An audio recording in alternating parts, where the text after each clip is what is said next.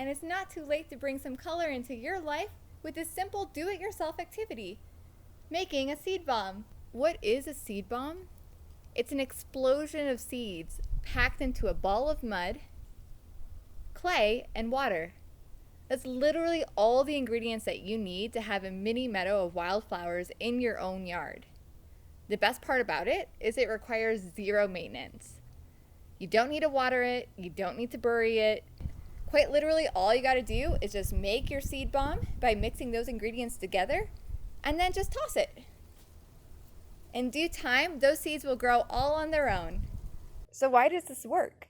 When you make a seed bomb, you give the seed all the ingredients it needs to become a happy plant. The soil, of course, has nutrients. When you add water, you help the seed absorb those nutrients from the soil, and you soften the coating that the seed has. This kind of activates the seed to start growing roots. And lastly, the clay gives the seed a surface in which to grow the roots into. As those roots continue to grow, it'll break up the clay and soil, and that clay and soil will become a surface for those roots to take hold as it continues to grow into the earth. But wait, there's more. The clay does this really cool thing for the seed. Once the clay dries, it will trap the moisture inside of the seed bomb. Once the seed itself starts to take root, so that water kind of wakes it up and makes it root, it will start to break apart the seed bomb. That soil and clay that's broken on the ground becomes a place for those roots to kind of hold on to and grip as it continues to grow into the soil. Now, if you didn't think that was cool, check this out.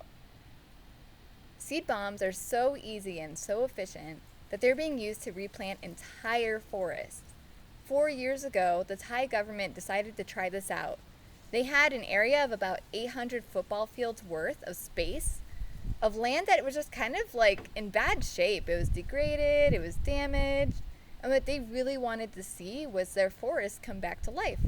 So they did something called aerial reforestation, where effectively they just made a bunch of seed bombs packed with the seeds of native trees that they wanted to have replanted. They got them all into a military airplane and they just dropped the seeds on the land. Here in the US, there's something similar going on in terms of research. There's training centers across the US for the military where they go through a lot of rounds of bullets. And those bullets can kind of get strung around the area and is kind of damaging for wildlife and for the soil since it's just metal, kind of like sitting there. So what they started investigating was if they could make those bullet encasings out of the same material that they make seed bombs out of. So the idea is that when the bullets are kind of going off in these training facilities, they don't have to make an effort to recollect it because those encasings will just biodegrade and will end up planting wildflowers and bushes and trees in the areas around these training facilities. All right, enough talk and let's get to action. All right, so here's what you will need. You'll need a bowl of soil. I'm just using regular gardening soil or potting soil, but you can use compost if you have it.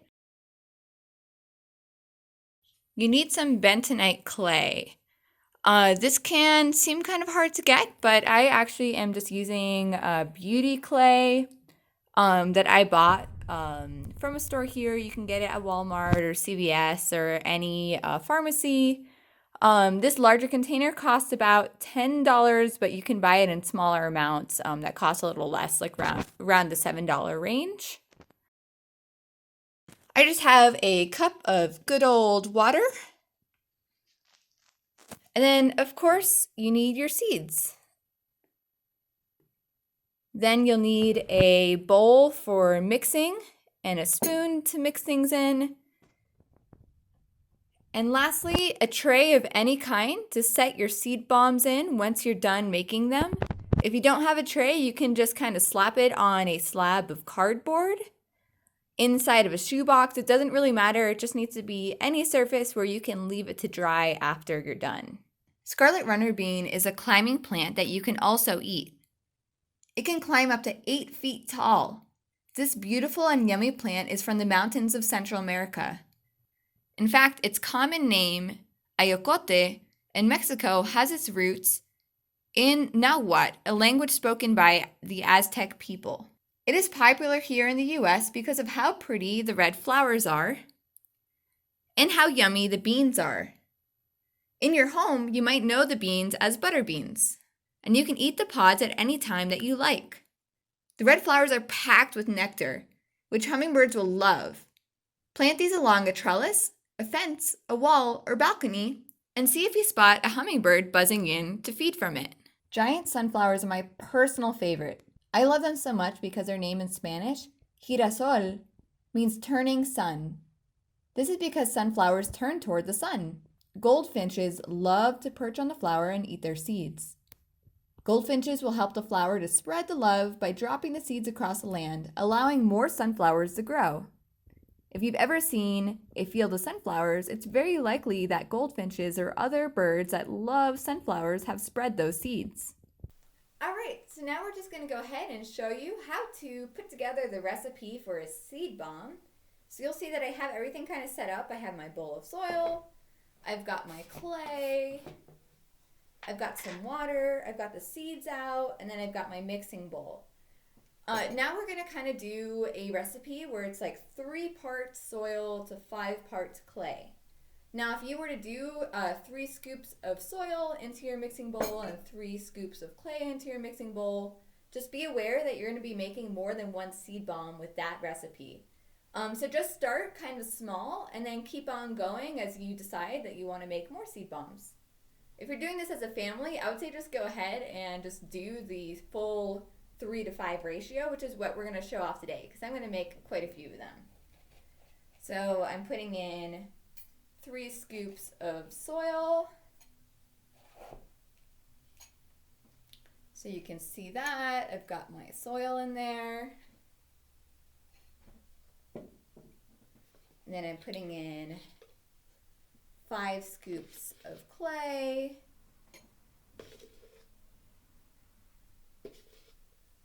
For 5. Just going to show you that. So now I have my soil and clay mixed together. You can kind of see it represented here, like 3 parts soil, 3 parts clay. And I'm just going to mix that together pretty thoroughly. I'm not adding any seeds or water yet at this point. I just kind of want to get that mixed in. What I like to do is use a spoon and just add a little bit of water at a time and go mixing slowly.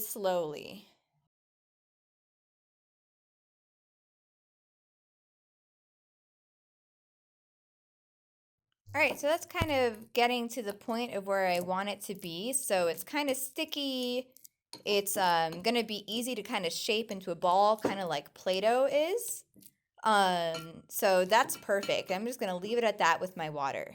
All right, when you have your clay mixture ready to go, that's like nice and sticky, almost like cookie dough or Play-Doh. Now we're going to go ahead and add our seeds. You don't need too many seeds at a time. I'm going to get my water spoon because it's clean. And I'm just going to scoop maybe like a small scoop of seeds in here. And then I'll probably just put a couple of the runner beans inside of my bowl.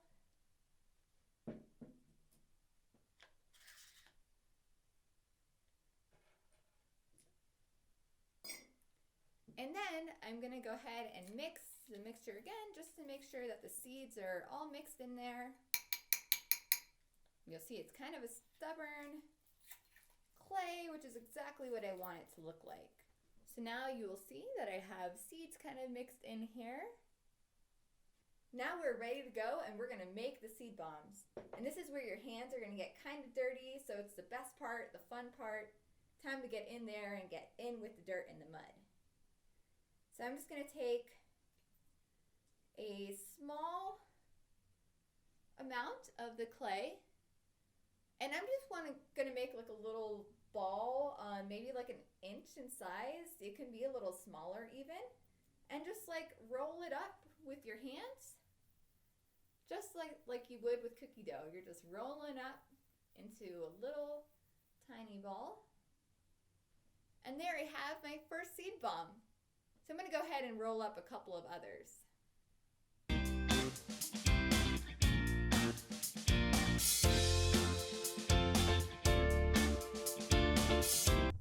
Right here are my 5 seed bombs.